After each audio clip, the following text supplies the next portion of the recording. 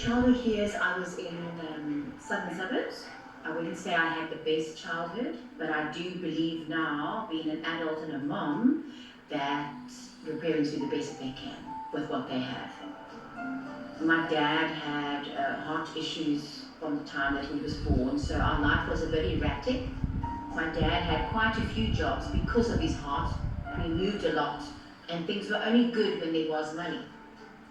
I was quite a nerd in primary school, and when I got to high school, on the first day of Standard 6, I looked around and I thought, well, I'm not really going to survive this if I don't adopt some kind of persona. I didn't even realize what I was doing, and so I became a really nasty, bitchy person who acted like she was all that and Miss Popular and made sure I was in the right crowd, and I wasn't secure enough in who I was to be who I was.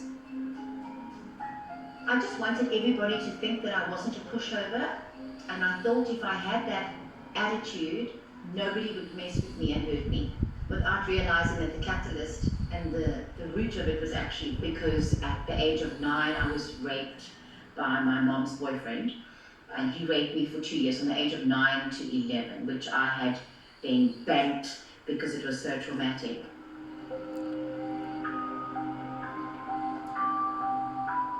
So after school, my dad got called in for a heart transplant. His heart was a complete disaster and he had been on the list.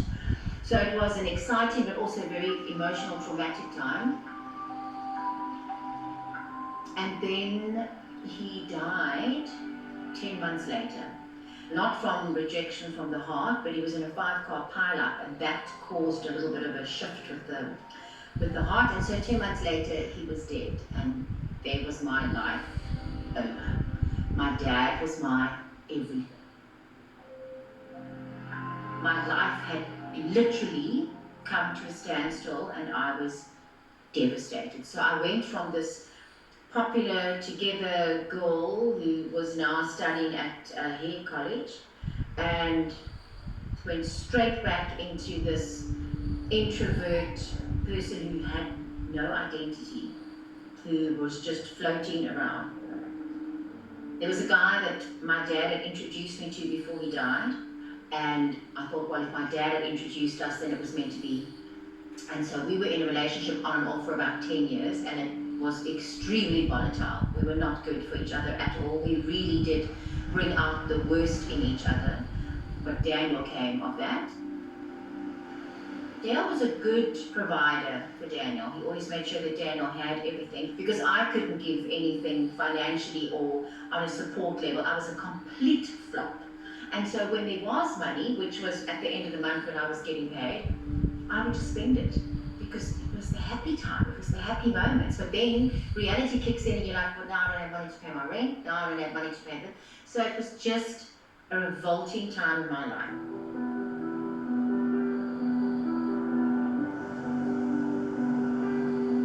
I eventually got a job at Royal Hair Design, which is the top hair salon in those days, and they paid for me to go to temp. They used to do that in those days, and then you worked for them. So after 9 months, I was on the floor and qualified, and I was a huge success. And started working at a place called Profile Hair. I bought that salon, and I turned it into a booming business. For some reason, I have the ability to see where that's needed, and I get it done. And everything was going wonderfully, and I still thought, wow, this is how it must feel to be a normal, contributing person. You're paying your bills, you're doing this, you're doing that. And then one of my clients, who I used to do late on a Saturday, we would all go jawing on a Saturday night, and I knew that they were all high as kites, and so when you're the odd one out, it's not as fun. So I would always end up going home before everybody else. And one particular night we went out, I was exhausted, I just wanted to go home, and I had a headache. And so I mentioned this to the friend, and she said, it's fine, take one of my prescription headache tablets, and if you don't feel better after half an hour, I'll take you home. 25 minutes later, she asked me how I was feeling. By then, I didn't realize I had taken my first ecstasy tablet, and I felt fabulous. It took pain away that I didn't know was there. obviously you end up having a party, you're feeling fabulous, you have this sense of euphoria, but I wanted it because it took the pain away. And so I got hooked on that. I wanted the ecstasy and the drugs for that feeling. Then it became every Saturday night. So now the booming business that I created, I needed the money to pay for this. And so while they will offer you a free ecstasy tablet or some coke or this, eventually it's payment back. So I was then paying for everything. I didn't have the maturity or the confidence to say, actually, why am I paying for everything? But apparently this is how it works. As the money was coming into the salon, I was using it to keep this up because it made me feel better. As high as you were and feeling as fabulous as you were, it comes crashing. It takes 7 days for you to actually get it together, and about 5 of those 7 days, you really just don't care about anything, anyone. If I had appointments booked, I just wouldn't pitch.